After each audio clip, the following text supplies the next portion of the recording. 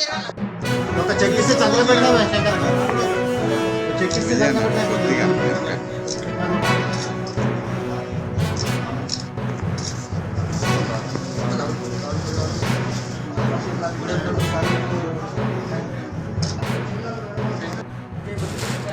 బోధన్ శాసనసభ్యులు మా ప్రియతమ నేత పొద్దుటూరు సుదర్శన్ రెడ్డి ఆదేశానుసారం ఈరోజు నాకు ఇన్ఛార్జ్ చైర్మన్గా ఇవ్వడం జరిగింది.